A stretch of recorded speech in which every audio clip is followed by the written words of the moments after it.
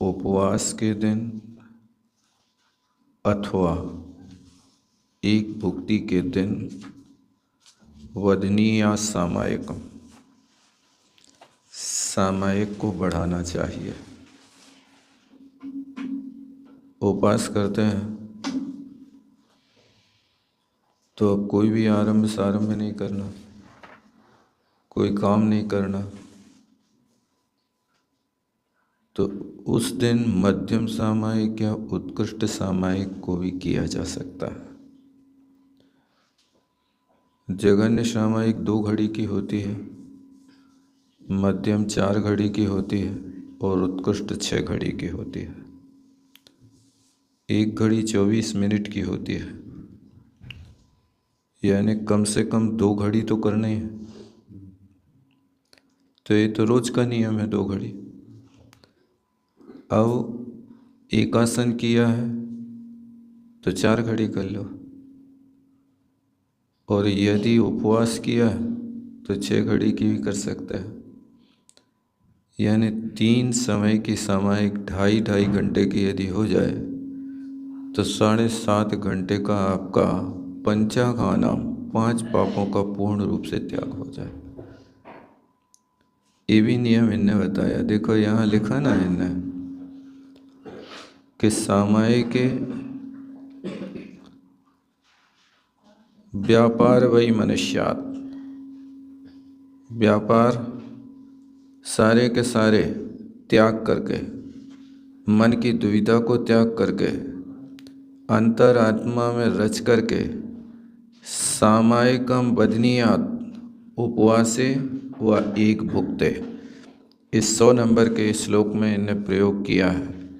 यानी अलग से ये शब्द डाला कि उपवास या एकासन के दिन भी सामायिक को बढ़ाने का प्रयास करें। 2.5 घंटे नहीं हो पाती है तो आप 4 घड़ी की भी कर सकते हैं, यानी 1.5 घंटे की सामायिक कर सकते हैं। यदि 2.5 नहीं हो पा रहा तो 1.5 घंटे करो। और उसमें भी यदि आप 2 घड़ी की सामायिक करने के बाद में कोई शारीरिक बाधा हो रही है तो फिर अपनी बाधा को निपटा के फिर से बैठ सकते हैं, तो उसमें कोई दोष नहीं माना जाता है। न तद दोषाय गुणाय कृते, वो दोष के लिए नहीं, गुण वृद्धि के लिए ही हुआ करती है। ऐसा अमृतचंद स्वामी ने पुरुषार्थ शुद्धि उपाय में प्रयोग किया है। उपवास के दिन 6 घड़ी के ऊपर भी कर सकते हैं। 6 घड़ी के ऊपर भी ऐसे उपवास के दिन वो तो है ही जितना करना, लेकिन यहाँ बदनीयात माने सामायिक जो है उत्कृष्ट काल उसका 6 घड़ी का रखा है। कई लोग पूरे दिन भी बैठते हैं प्रतिमा योग धारण करके, पूरे जब से ले लेते हैं उपवास तब से लेकर के जब तक वारणा नहीं करना तब तक बैठे रहते हैं अपनी शक्ति को देख करके। जिन लोगों के लिए शारीरिक बाधा होती है उनकी बात अलग होती है। 101 नंबर के श्लोक में इन्हें बहुत अच्छी बात लिखी, व्रत पंचक परिपूर्ण, यानी 5 व्रतों की पूर्णता सामायिक के काल में हो जाती है। ऊपर प्रारंभ किया था पंचाघानाम अशेष भावे ने, 5 पापों का त्याग करके सामायिक करे। अब यह 5 पापों के त्याग से यदि इतनी क्रिया तुम करके आए जैसा कहा वैसा, उस क्रिया को यदि पूर्ण कर लेते हो तो व्रत पंचक परिपूर्ण, यानी 5 व्रतों की पूर्णता इस कार्य से होती है। यानी दूसरे आवश्यकों को पालने में इतना विशेषण नहीं दिया जो यहाँ कह रहे कि 5 व्रतों की पूर्णा कारण मवधान युक्त ने, वश ये है कि अवधान पूर्वक संकल्प पूर्वक इस कार्य को किया जाए। तो इतनी चीज़ों के साथ में सामायिक करते हैं तो ये सामायिक मूल गुण विशेष माना जाता है। क्या कह रहे? तो याद रहेगा क्या क्या करना है। सामायिक पे बैठते 5 पापों का त्याग करें। दूसरा, इन्हें एक समय के लिए मूर्धरह मुष्टिवादो वंदन पर्यंक चापी, इस विशेषण को दिया कि आप जिस किसी भी तरीके से कर सकते हो। उस समय की बात थी, अब तो आजकल ये सब करते नहीं है कोई। फिर इसके बाद में पर्यंक बंधनम, यानी जब तक हमारा ये आसन लगा रहेगा तब तक हम सामायिक करेंगे, एक ये भी अर्थ होता है। 48 मिनट तक हम अपनी आसन नहीं खोलेंगे। इस तरह से पर्यंक बंधनम कहलाता है। स्थानम उपवेशनम, किसी एक स्थान पर बैठ कर के सामायिक करना, ऐसा सामायिक के धारियों ने कहा है। फिर स्थान का, क्षेत्र का स्वरूप बता रहा कि एकांत स्थान हो जहाँ पर लड़कों बच्चों का आना जाना हो हल्ला हो, टीवी चल रही हो, ऐसे स्थानों से परहेज करें। तो ये एकांत स्थान हो। उसमें भी एकांत स्थान के साथ में उनने कहा निर्व्याक्षेप हो। निर्व्याक्षेप का अर्थ है कि सामायिक के पहले देख लो कि जहाँ मच्छर ना काट रहे हो, तेज हवा ना चल रही हो। अब शुरू में तो अपन बैठ जाते धूप में, और 10-15 मिनट के बाद फिर धूप जब लगती है अच्छी करारी, तो फिर कहीं दुपट्टा ढांकते हैं, कहीं इधर उधर हिलते डुलते हैं, ये दोष माना जाता है। इसलिए निर्व्याक्षेप का अर्थ है कि जहाँ पर आपको कोई बाधा ना हो, ऐसे स्थान पर पहले से बैठ जाएं। यदि धूप चाहिए और हवा नहीं चाहिए तो कुछ ऐसा उपाय करो कि धूप तो मिले लेकिन हवा नहीं मिले। हवा चाहिए, धूप नहीं चाहिए, तो ऐसा कुछ पहले से व्यवस्थित स्थान देख लो। क्योंकि आचार्य महाराज कह रहे कि सामायिक के पहले स्थान देखने में बाधा नहीं है। एक क्षेत्र, योग्य क्षेत्र तो होना चाहिए साधना के योग्य।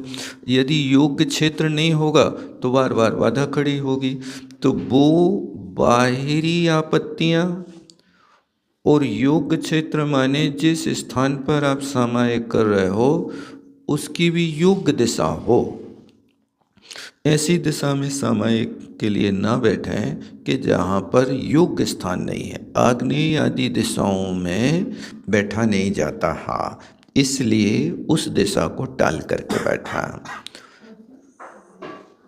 आग्नेय दिशा है ना, तो आग्नेय दिशा में बैठेंगे तो गर्मी बढ़ेगी। आसन माड़ करके बैठोगे पद्मासन आदि से, तो वैसे ही आसन गर्मी पैदा करती है। सामायिक के पहले मन को फ्री छोड़ना चाहिए कुछ देर के लिए, है ना मतलब? देखो, साधकों का मन तो हमेशा अच्छा रहता है। उनने लिखा है कि जो अणुव्रत ग्रहण कर रहा है वो शुद्ध ही है, यानी व्रतों को ग्रहण करते बुद्धि शुद्ध हो जाती है। ऐसा अमृतचंद स्वामी ने पुरुषार्थ सिद्धि उपाय में कहा। और जिनेंद्र भगवान की देशना को सुनने का पात्र वही है। भगवान के आचरण को पालन करने के लिए वही योग्य व्यक्ति माना जाता जिसकी बुद्धि शुद्ध है। ऐसा उनने प्रयोग किया। इसलिए व्रत आ गए तो अव्रति और मिथ्यात्व की बुद्धि तो वैसे ही खत्म हो गई, तो अशुद्ध बुद्धि तो खत्म हो गई। अब रही बात योगों की चंचलता की, तो उस योगों की चंचलता के कारण कौन पैदा कर रहा है? योग में चंचलता पैदा करने का कारण, जैसे पानी में लहर आ रही है, तो पानी में लहर आने के कारण क्या हो सकते हैं? या तो हवा है, अथवा उसमें रहने वाले जल जंतु है, अथवा तो पानी निस्तरंग है। इसी तरह पानी में जो लहर के कारण है, योगों में लहर के कारण कसाय है। अंदर में कसाई की तीव्रता होती है तो योग चंचल होने लगते हैं। वो चंचल होते हैं तो यहाँ पर आपका योग दुष्परिणाम हो जाता है। इसलिए कषाय के लिए वहाँ रोकना है। महाराज श्री क्या होता है, यदि मन एकदम से व्यस्त कर दे सामायिक के पहले, तो फिर निद्रा आती है, प्रमाद आता है जाकर। व्यस्त कर दें मतलब ऐसे होता है, शरीर की थकान और मानसिक थकान दोनों अंतर रहता है। तो थोड़ा फ्री छोड़ेंगे तो अच्छे से सामायिक में मन लग सकता है। इसलिए कुछ लोगों का कहना है कि जब थकान आए तो उस समय योग निद्रा लेना चाहिए। नींद नहीं है वो, 8, 16, 32 करने की प्रक्रिया है।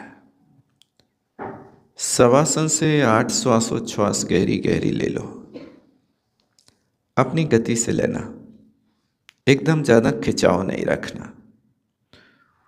और फिर 16 आप सूर्य दाएं करवट से ले लो, और फिर 32 बाएं करवट से ले लो। आपका चंद स्वर चलने लगेगा ना, तो चंद स्वर में आपको शीतलता आने लगेगी, विकृतियां समाप्त हो जाएंगी। उस चंद स्वर के काल में जब 32 बार करेंगे तो नींद का झोंका आने की आवश्यकता है। उसमें यदि 2 मिनट 3 मिनट का आपका लिए योग निद्रा हो गया, निद्रा आ गई, तो फिर आप अच्छे से सामायिक कर सकते हैं। ये योग निद्रा का अभ्यास अच्छी तरह से बनाना चाहिए। 5 मिनट के कार्य में आपका 1.5 घंटा बहुत अच्छा व्यतीत होगा, फिर नींद नहीं आएगी, थकान नहीं आएगी।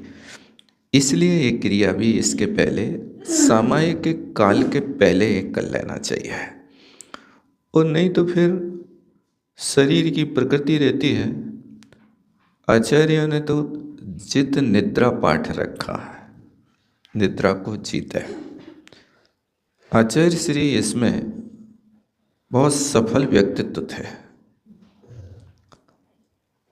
रात को 1:30 बजे बैठ जाते थे, उनको कोई झोंका भी नहीं आता था। बाद में जब शरीर थकने लगा तब बात अलग थी, लेकिन उस समय तो कई बार हमने एकटक होकर के देखा आचार्य श्री को, बिल्कुल प्रतिमावत बैठे रहते थे। जो पढ़ते थे कि रंचक मट कत न रोम को है, इस शास्त्रों में पढ़ते थे, लेकिन वो यहाँ अपन को प्रैक्टिकल में देखने मिल जाता था। ऐसी योग की साधना होती थी। लेकिन जब वार्धक्य अवस्था आती है, उस शरीर में हलन चलन होने लगता है, तो जब शरीर कांपने लगा, हाथ पैर कांपने लगे ना, तो अब सामायिक के काल में आपका योग अचल हो ही नहीं पाएगा। जिनके हाथ पैर कांपने लगते, सिर कांपने गर्दन हिलने लगती है, आदि आदि, उस समय तो ये स्थिति बन जाती है, अचल योग हो नहीं पाता। लेकिन अभ्यास पूर्व का होता है तो उस समय फिर कार्य होने लगता है। खैर, ये स्थान चयन करना चाहिए। इतनी ज़्यादा धूप में भी नहीं बैठो कि जिससे मन विक्षिप्त हो जाए। मच्छर, हवा आदि की तीव्रता है तो पहले से आप स्थान को चयन कर लो। ये निर्व्याक्षेप कहलाता है। और फिर इनने शब्द दिया था, प्रसन्न धिया परिचेतव्य, प्रसन्न होकर के सबूर से आत्म तत्व के स्वरूप का चयन करे। परिचेतव्य चीय चयने धातु से बना है। इनका चयन करके अति प्रसन्न होकर के उस समय आप सामायिक कर सकते हैं। और फिर एक बात लिखी कि उपवास में या एकासन में अपनी सामायिक को बढ़ाने की कोशिश करें। सुबह की सामायिक तो 2.5 से 3 घंटे के कार्यक्रम एकासन से बैठने पर होता है। 3 बजे उठ जाते हैं तो 3 बजे से लेकर के सुबह 6, सवा 6 बजे तक आपकी क्रियाएं संपन्न होती हैं। तो प्रातःकाल की तो सबकी हो ही जाती है, उसमें सम्मिलित आसन मार करके बैठ जाओ। सर्व सावध योग का त्याग करके प्रतिक्रमण, स्वाध्याय आदि का कार्य करते हुए सामायिक संपन्न हो जाए तो सुबह का हो जाता है। शाम का भी है तो शाम को भी आचार्य भक्ति के बाद या अपना जो भी क्रिया है उसके बाद में बैठते हैं। तो पूरी रात जब तक नींद नहीं आई तब तक उपयोग तो उसी में लगाना, करना क्या है, इस क्रिया को करते रहो। अब दिन का समय है तो दिन में तो फिर आप प्रतिक्रमण करने के बाद स्वाध्याय का समय आ गया। स्वाध्याय दिन भर करें तो सर्व सावध योग का आपका त्याग कर दें। स्वाध्याय से उठें, शुद्धि करें, चर्या करें, चर्या के बाद फिर वो ये कार्य आ गया। इस साधक के लिए तो कोई आरंभ सारंभ के काम है ही नहीं, सब निरारंभी होकर के इस क्रिया को जितना कर सकें उतना करने की कोशिश करें। और फिर उसके बाद में ए और विशेषण दिए। देखो यहाँ पर कह रहे कि सामायिकम प्रतिदिवसम, रोज रोज करें, और यथावत करें। यथावत माने चारों दिशाओं में शिरोनति, आवर्त, निषद्या, इनका जो क्रम है उस क्रम के अनुसार करें। निर्दोष रीति से निषद्या पूर्वक 2 नति होती है, 4 शिरोनति होती है और 12 आवर्त होते हैं। इस तरह से करने से पूरे तीनों लोकों के दिशाओं विदिशाओं के कृत्रिम अकृत्रिम चैत्यालयों का उसमें बंधन हो जाता है। ये यदि कृति कर्म निर्दोष रीति से कर लिया तो सामायिक आपकी हो गई। अब निराकुलता से बैठो और निराकुलता से बैठ करके आगे चिंतन के लिए भी विषय दे रहे आचार्य महाराज के। चिंतन करना तो क्या करना है, ये व्रत पंचक पूर्ण का नियम बनाया है। और ये विशेषण दिया कि यथावत करें और आलस से मुक्त होकर के करें, आलस बन करके ना करें। और फिर इसके बाद में लिखा कि सामायिक सारंभ, जब सामायिक प्रारंभ करते हैं तो उस समय सारे के सारे बाह्य आभ्यंतर परिग्रह का त्याग कर दें।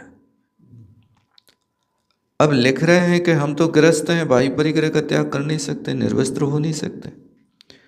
तो तुम नहीं हो सकते तो कह रहे हैं ऐसी भावना भाव चेलोप सृष्ट मुनि।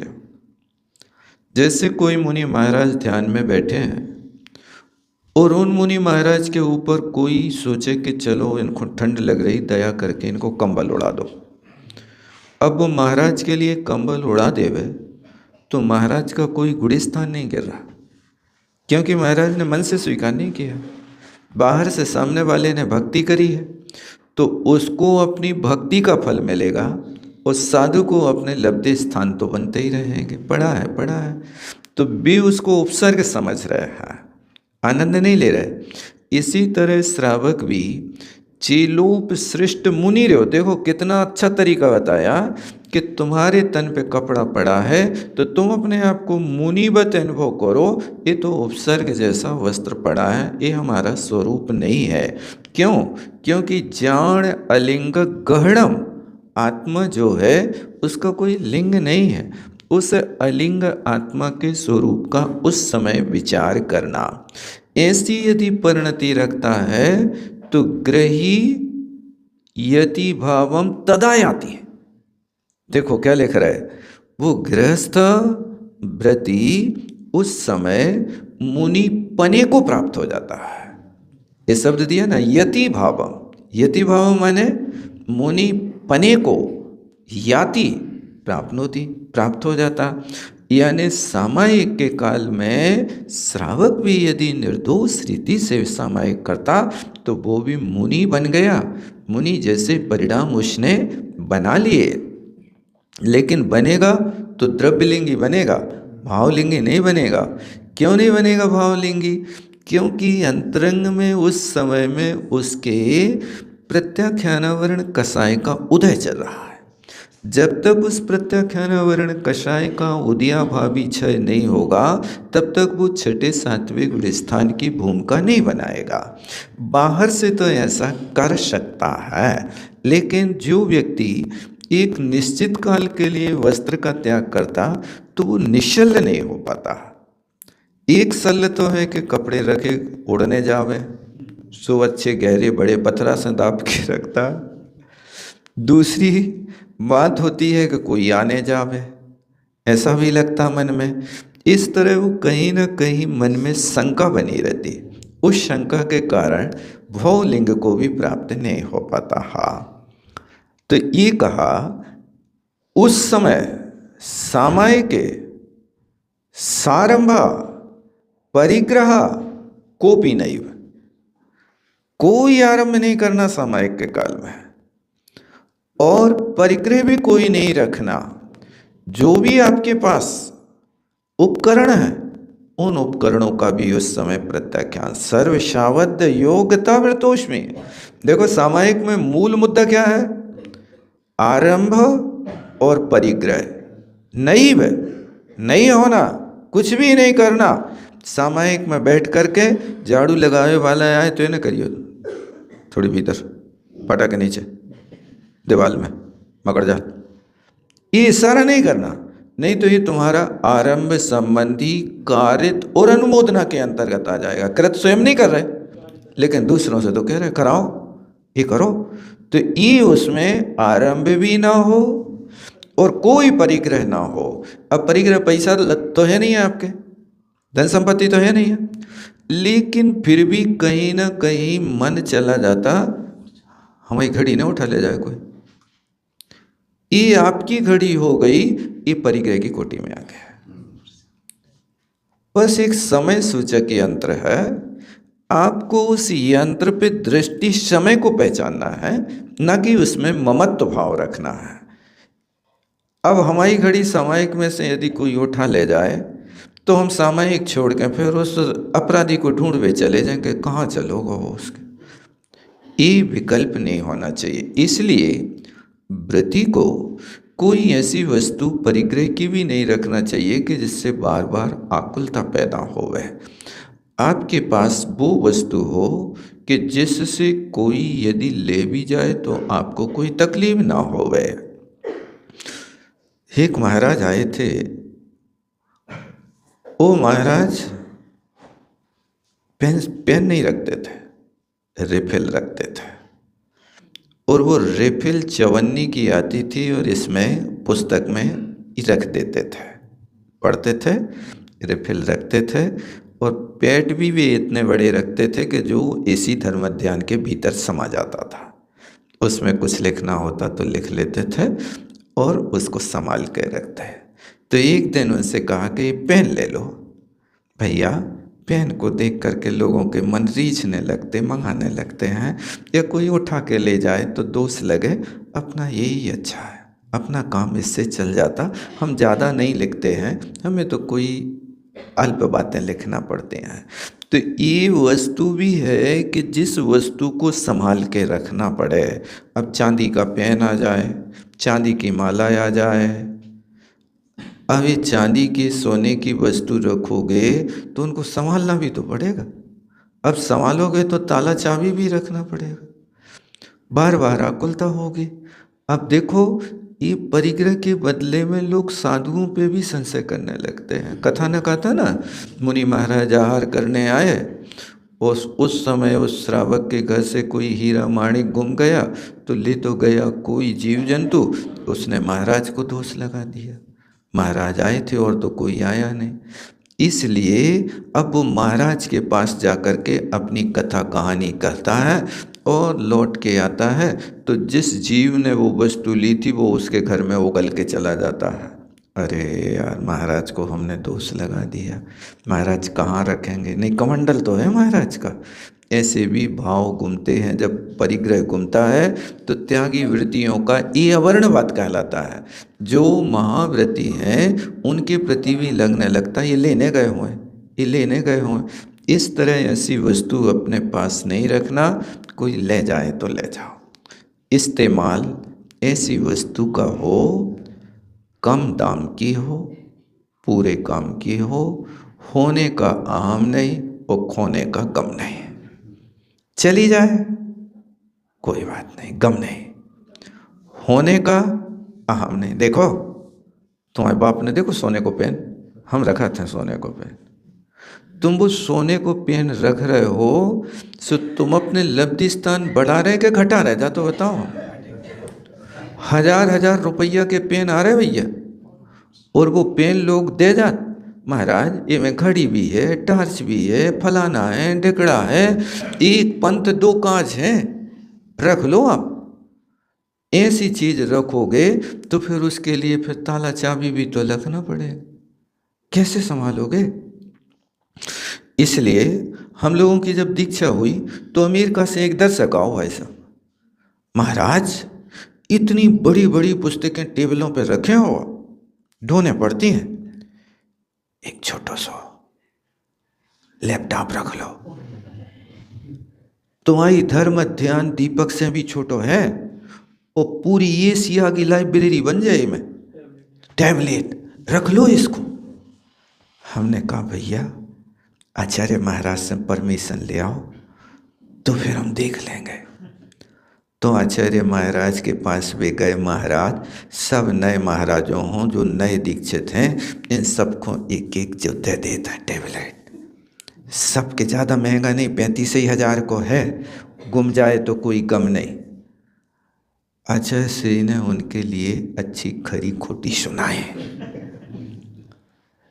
ये सब योग उपकरण नहीं है, तुम दाता हो, तुम्हारे लिए सिर्फ आहार और औषधि दान है, लैपटॉप का दान नहीं कहा।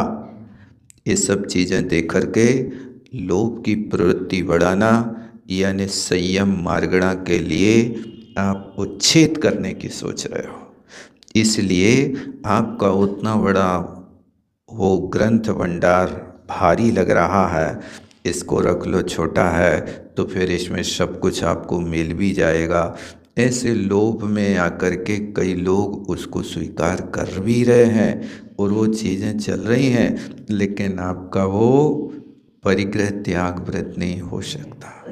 कैसे करोगे आप? संभालना पड़ेगा, अपने हाथ से चलाना पड़ेगा, खोलना पड़ेगा, बिगड़ जाए तो फिर वहाँ जाना पड़ेगा मिस्त्री के यहाँ। अब वो 100-200 रुपया मांगे तो कोई श्रावक को पटाना पड़े, क्या करोगे? पैसा भी इसको दे दइयो जे, नहीं होता। अरे कभी कभी कमंडल में पानी भरने के लिए कोई श्रावक नहीं होता तो वो याचना जैसी महसूस होती है, नहीं होती? हाँ, आप ऐसी बात कर रहे हो। इसलिए इन सब चीज़ों का ध्यान रखना है। देखो ये प्रतिक्रमण वगैरह है, कंठ में होना चाहिए। अपने आवश्यक के कार्य जो हैं कंठस्थ करो, पराधीनता नहीं करो। उन चीज़ों के साथ कहीं गुम जाए, छूट जाए, कुछ हो जाए तो आकुलता तो है ही। प्रतिक्रमण करते करते कोई गलत समाचार आ जाए तो मन लगे प्रतिक्रमण में, निर्व्याक्षेप मन नहीं होगा। इसलिए अपने लिए तो धर्म ध्यान दीपक रखो अपने पास, आराधना पाठावली रखो। इसके अलावा ये सब चीज़ें ठीक नहीं हैं, उससे आँखें भी खराब होती हैं और बार बार उसको खिसकाना पड़ता है तो दोष भी लगता है। ये उपकरणों का प्रयोग ठीक नहीं है। फिर इसके बाद में शीतोष्ण दंश मशक, शीत उष्ण दंश मशक। पहले तो कहा था निर्व्याक्षेप, बाद में यदि सामायिक पे बैठे और ठंडी हवा चलने लगी, गर्मी होने लगी, बाद में फिर मच्छर उखड़ गए, क्योंकि अब शाम के वक्त है, आप संधि काल में बैठेंगे तो मच्छरों का उस समय गोचरी होती है, वे घूमने जाते हैं। अब वे आएंगे तुम्हारे पास, कानों में बीन बजाएंगे, थोड़ा आपके शरीर को टच भी करेंगे। तब उस समय कहा कि पहले से व्यवस्था रखो, और यदि बाद में हो जाए तो फिर आप कुछ उनका प्रतिकार नहीं करो। और फिर कहा मौन धरा, समय के काल में कोई संकेत भी नहीं होना।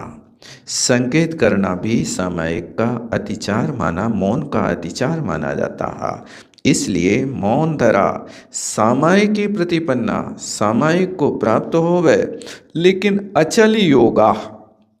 देखो ये शब्द दिया आचार्य महाराज ने, माने शरीर भी नहीं हिलना चाहिए, वचन से भी इतनी आवाज नहीं आना चाहिए कि आप मंत्र बोल रहे हैं अरहंत सिद्ध अरहंत सिद्ध अरहंत सिद्ध अरहंत सिद्ध। ये भी वचन योग की प्रवृत्ति अंतर्जल्प होना चाहिए। और मनोयोग की प्रवृत्ति आप जो पढ़ रहे हैं, ऋणमोर्यंताणम पढ़ा तो अरहंत का स्वरूप आपके सामने प्रतिभाषित होना चाहिए। ऋणमो सिद्धाणम पढ़ा, सिद्ध परमात्मा विराजमान सिद्ध शिला के ऊपर, बस वो ही अपने ध्यान में आना चाहिए। ये अचल योगा कहलाता है। इस कार्य को करते हुए कार्य करें।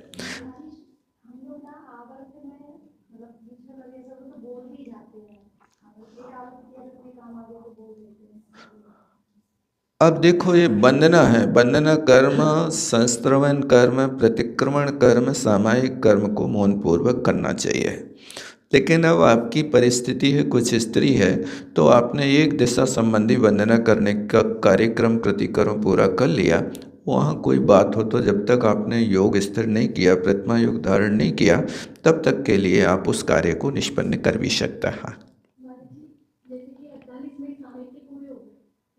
क्या सामायिक है? हाँ,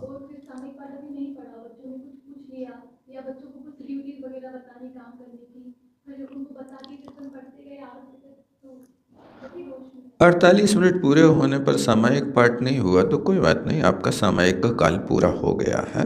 सामायिक 48 मिनट में आपका सामायिक पाठ ऐड हो सकता है, नहीं कर पाते तो आप कोई सामायिक के इस पाठ के स्थान पे उस परिस्थिति में आप कोई वैराग्यवर्धक दूसरे पद भी पढ़ सकते हैं। चलते फिरते पाठ करना। हाँ हाँ हाँ, नहीं पढ़ा, 48 मिनट आपके हो गए तो आपकी सामायिक पूरी हो गई, वो कोई बात नहीं है। ये तो जो सामायिक पाठ है ना, ये सामायिक पाठ में सामायिक में लगे हुए जो दोष हैं उनका प्रतिक्रमण भी है। प्रतिक्रमण कहाँ आ जाता है? आप जैसे वहाँ पढ़ते हैं ना, मोक्ष मार्ग प्रतिकूल प्रवर्तन, जो कुछ किया कसायों से, विपथ गमन कालुस सब मेरे, मिट जावे सद्भावों से। ये प्रतिक्रमण कर रहे हैं आप इसमें। मोक्ष मार्ग प्रतिकूल प्रवर्तन, हे भगवान मैंने मोक्ष मार्ग के विपरीत जो भी चर्या कर ली हो, मोक्ष मार्ग विपरीत प्रवृत्ति की हो, कैसे की हो? कसायाक्ष, दो चीजें है ना उसमें, योग कसायों से, योग से और कषायों से मोक्ष मार्ग के जो प्रतिकूल प्रवृत्ति की है वो मेरा पाप मिथ्या हो, विपथ हो, विपथ हो, इस तरह से प्रतिक्रमण कर रहा है। क्षमापना यदर्थ मात्रा पदवाक्यहीन मया प्रमाद्यदि किंचनोक्तम, किंचन अभी प्रमादात अज्ञानात, अर्थ मात्रा स्वर कुछ गलत पढ़ लिया हो, छूट गया हो, मेरा पाप मिथ्या हो। यही पढ़ते ना, यदर्थ मात्रा पदवाक्यहीन मया प्रमादाद्यदि किंचनोक्तम, तन्मे क्षमित्वा विदिधातु देवी सरस्वती केवल बोधि लब्धम। हे सरस्वती माँ मुझे क्षमा कर दो, जो भी मैंने आगम के प्रतिकूल अर्थ अक्षर मात्रा स्वर व्यंजन पढ़ लिया हो तो वो मेरा मिथ्या हो। पढ़ते समय भी देखो कोई शब्द छूटे ना, पढ़ते समय द्रुत विलंबित चाल नहीं होना चाहिए। बहुत जल्दी जल्दी पढ़ना ये द्रुत चाल कहलाती है, और बहुत धीरे धीरे पढ़ना ये विलंबित चाल कहलाती है। उसका नियम होना चाहिए कि आपको किस रीति में पढ़ना है, ताकि आपके पढ़े हुए शब्द को सामने वाला सुन करके उनकी धारणा बना सके, सीख सके। अजय श्री जैसे स्वयंभू वगैरह पढ़ते थे तो एक चाल में चलते थे, कहीं उनका कोई द्रुत विलंबित चाल नहीं होती थी। अब वो यदि जल्दी करोगे ना तो फिर आपके कुछ शब्द छूटने की संभावना है। दूसरी चीज है कि आप पढ़ तो रहे हैं कि यदर्थ मात्रा पदवाक्य ना, अब मात्रा छोड़ी नहीं आपने, लेकिन आपने यदि संयुक्त अक्षर को नहीं पढ़ा तो एक मात्रा कम हो गई। क्या? यदि आपने उस संयुक्त अक्षर को नहीं पढ़ा तो आपकी एक मात्रा कम हो गई, क्योंकि संयुक्त आद्यम दीर्घम, संयोग के आगे आदि का जो होता है दीर्घ वर्ण होता है, यानी दो मात्राएं हो गई। अब वो दो मात्राओं के स्थान पे आपने, जैसे आप बोलते अक्षय, अक्षय क्या है? आपसे पूछे कि अक्षय की कितनी मात्राएं तो बता सकते हैं? कितनी हैं? 5 कैसे हो गए? अच्छे से सोच करके, अक्षय की कितनी मात्रा है? 4 है कि 5 है? 3 तो नहीं है? क्यों? 4 कहाँ से ले आए? का और शा में 2 मात्रा आ जाएंगी संयोग होने पर।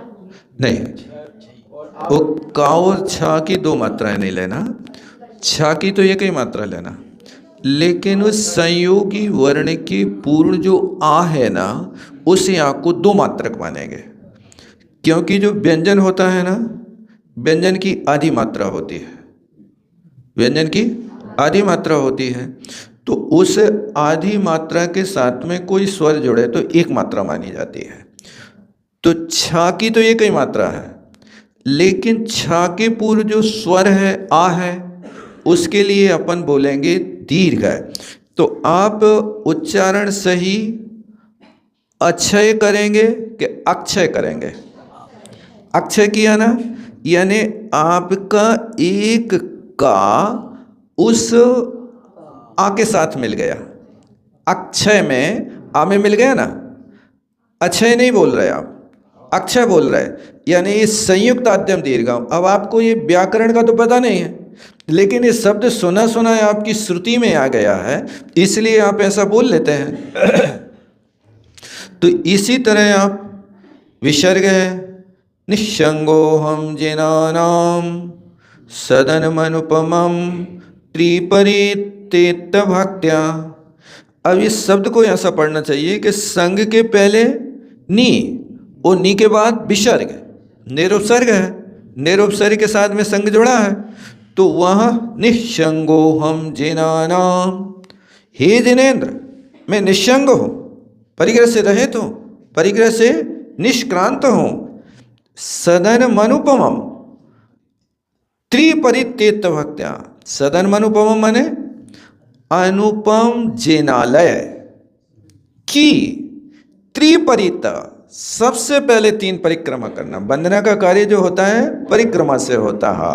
त्रिपरित्येत भक्त्या, बहुत भक्ति के साथ 3 परिक्रमा करके स्थित्वा नत्वा गत्वा, ये देखो प्रयोग किए हैं, स्तुति करके, नमस्कार करके, और जिन सदनम गत्वा, जिनेन्द्र भगवान के मंदिर में जा करके मैं अपनी एक बात कर रहा हूँ। क्या बात करना है?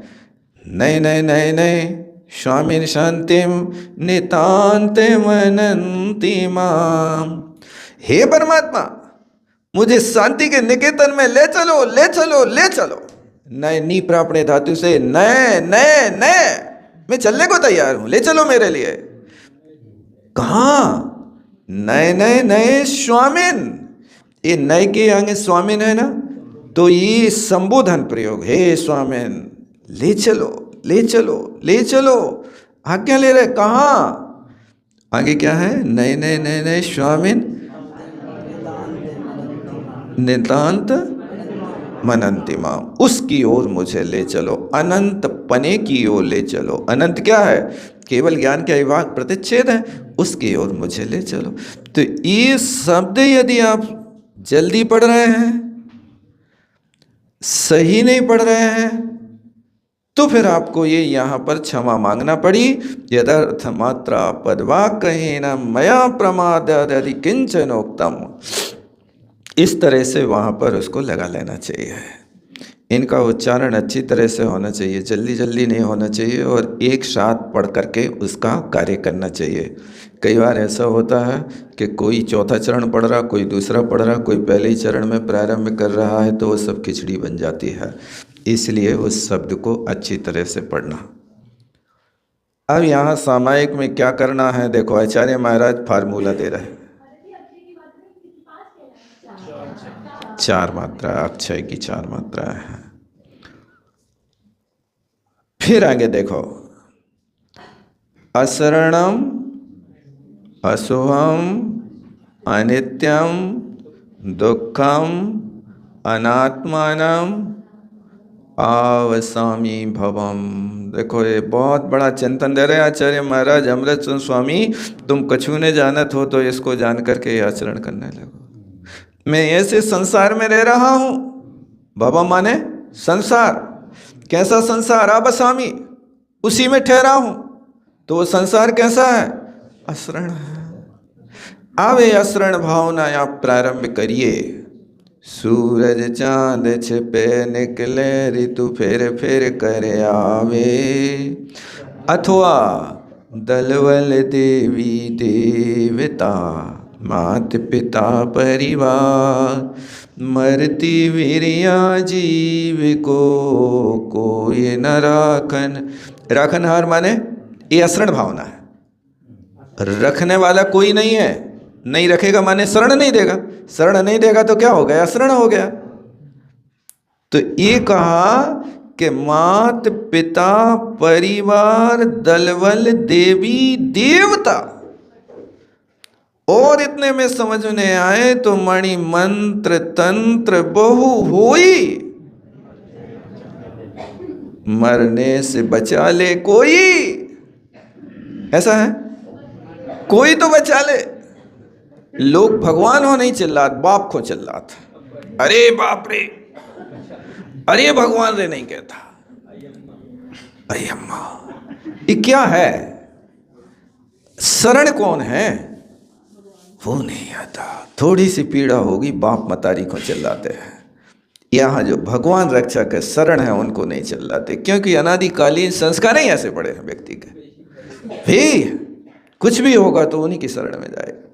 इसलिए देखो ये शब्द बहुत प्यारा लिखा, असरण भावना का बार बार चिंतन करो। 12 भावनाओं में असरण भावना दीनता छुड़ाती है। कोई प्रकार की दीनता नहीं आई है, कोई बचाने वाला नहीं है। मरना सबको एक दिन। कब मरेंगे, अपनी अपनी बार। कौन सी बार, बार तो 7 ही है। कितने बार है, 8वां बार तो है ही नहीं। इन 7 बारों में से तुम्हें कौन सा बार अच्छा लगता है? क्योंकि बार भी बने हैं ना, सोमवार चंदा प्रभु भगवान को है, पारसनाथ भगवान को रविवार है, और फिर रविवार को पारसनाथ तो संकट मोचक हैं, तो फिर और दृढ़ संकल्प रविवार के दिन ये ही पूजा ठान, दूसरी नहीं, यही ठान। क्यों? मति सागर एक सेठ थे, तिनके पुत्र परदेश जाए, सुबह गए थे पैसा कमावे। अब कहाँ हो गया, उनके लड़का आ गए, तुम्हारी पूजा करी सो। तुम्हारी भी लड़का गए का? तुम्हारा भी कोई लड़का बाहर है का? बस वहीं से चालू होता है। इसलिए वो 12 में भी 24 तीर्थंकर बांट रखा है। इस बार को जय भगवान, शनिवार आ जाए, अरे देखो बिल्कुल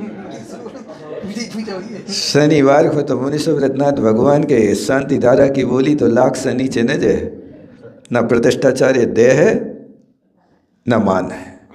क्यों? शनिवार भगवान की पूजा करेगा तो शनिवार को मुनि सुव्रत की, और तेल लगाएगा तो शनिवार को सरसों का तेल। एक बार सरसों का तेल, शनिवार है आज, सप्ताह में वही तेल। गजब कर दिया है। कहाँ कहाँ बुद्धि दौड़ती है लोगों के।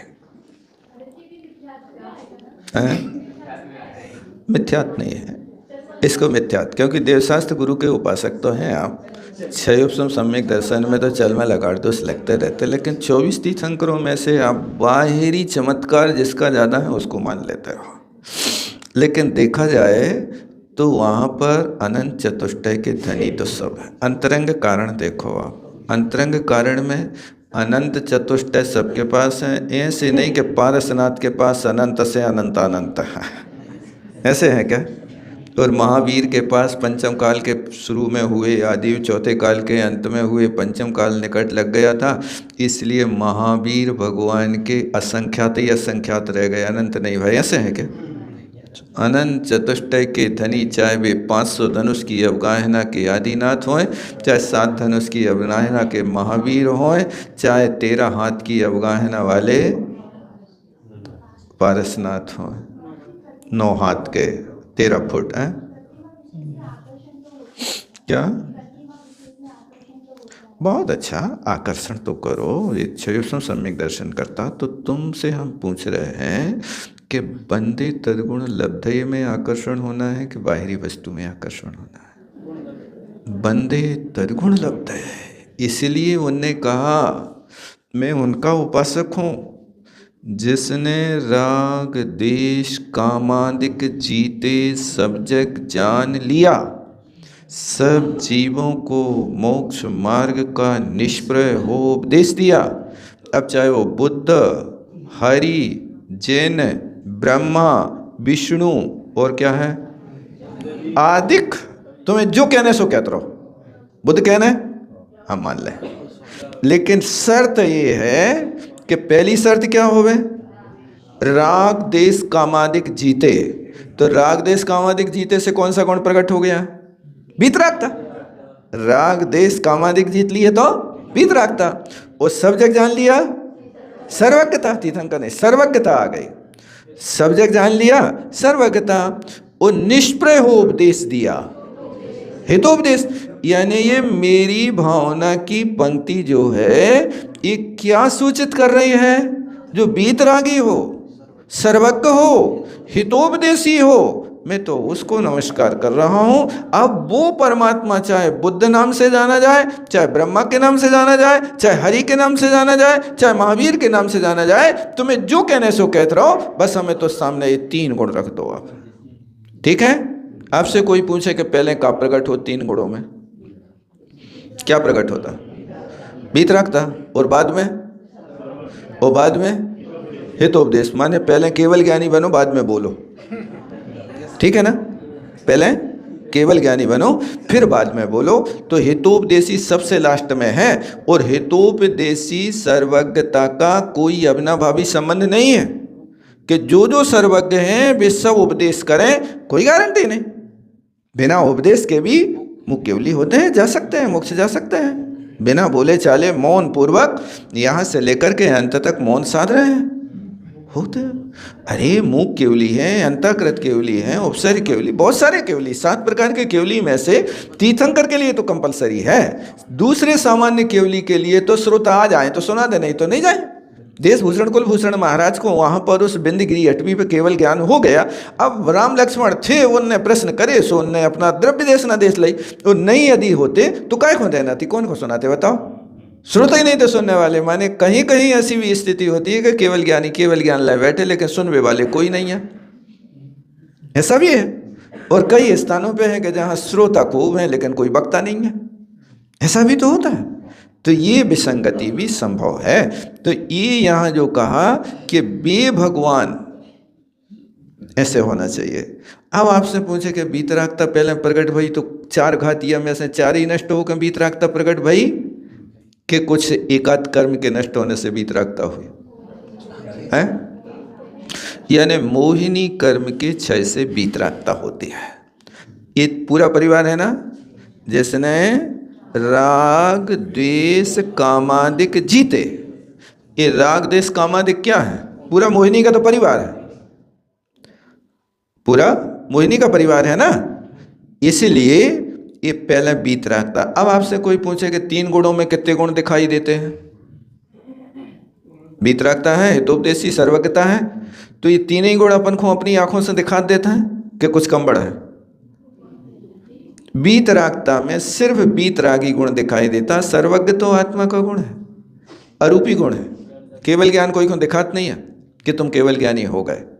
वीतरागता जरूर दिखाई देती है। वीतरागता का लक्षण क्या है? नहीं, वहां सुनो, वीतरागता का उन्होंने परिचय दिया, अताम्रम यच्चक्षु कमल युगलम स्पंद रहतम जनान को पापायम प्रकटयति भाभ्यंतरमपि सिस्फुरन नित्यान महावीर स्वामी नयन पथ। ये जो लक्षण किया ना, ये लक्षण किसका है? वीतरागता का है। वीतरागता कहां से आ रहे? अताम्रम यच्चक्षु, जिनकी आंखें लालिमा से रहित हैं। क्यों? क्रोधी की आंखों में लालिमा बसती है, मानी की आंखों में बड़प्पन, कपटी की आंखों में चंचलता, लोभी की आंखों में स्वार्थ और कामी की आंखों में वासना बसती है। ये सब गुण समाप्त हो गए, उनके दोष समाप्त हो गए। इसलिए जिनकी आंखों से परिचय दे रहा है, देखो जहां आंखों में स्पंदन ना होवे, समझ लेना ये बीत रखता है। अताम्रम, यह चक्षु माने लालिमा से रहित है और स्पंदन से रहित है। अताम्रम यह चक्षु कमल युगलम स्पंद रहतम। ये क्या बता रहे हैं? जनान कोप अपायम। मनुष्यों को ये बताया जा रहा कि इनके कोप का अभाव हो गया, अपाय हो गया, कोप मर गया। इसलिए कोप के मरने पर इनकी बीतरागता प्रकट। जहां क्रोध मरेगा वहां सब चारों मर जाएंगे, एक भी नहीं रहेगा। इसलिए कोपापायम प्रकटयति बता रहे हैं। और क्या कह रहा है? आभ्यंतर मपी, भाई आभ्यंतर इनके ये लक्षण देख लेना तो ये बीतरागता का लक्षण है। सर्वज्ञता कहां से लाना है, कहां मिलेगी? यदि आवा गंगा विविध नय कल्लोल विमला बृहस् ज्ञानाम्भोधिर् भवति तां यस्नपयति इदानीमप्येषा बुद्धजनमप्यलै परिचिता महावीरस्वामी नयन पथगामी। अब देखो इसमें क्या प्रकट कर रहे हैं? सर्वज्ञता है इस श्लोक में। यदि आप गंगा वीर हिमाचल तैनिकसी गुरु गौतम के मुख कुंड धरी। ये जिनके वचन रूपी गंगा, यदि आप गंगा विविध नए कल्लोल विमला, ये गंगा में लहरें हैं। लहरें काहे की हैं? विविध नए, अनेक प्रकार के नए जिसमें कल्लोल ले रहे हैं। नए कितने हैं? बस जा वदिया बयण वहा ता वदिया हो दी नए वादा। जितने वचन के भेद हैं उतने ही नए हैं। ये भगवान ने कहा, एक दो नए नहीं, सीमा में नहीं बांधना।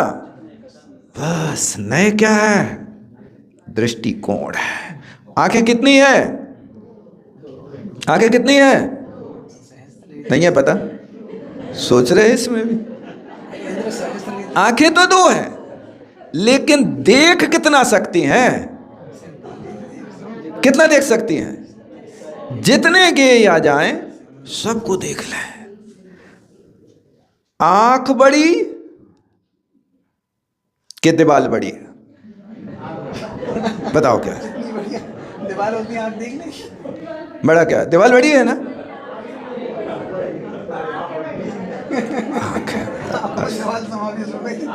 समय हो गया, इतना ही रखता है। जावाड़ी के ज्ञान।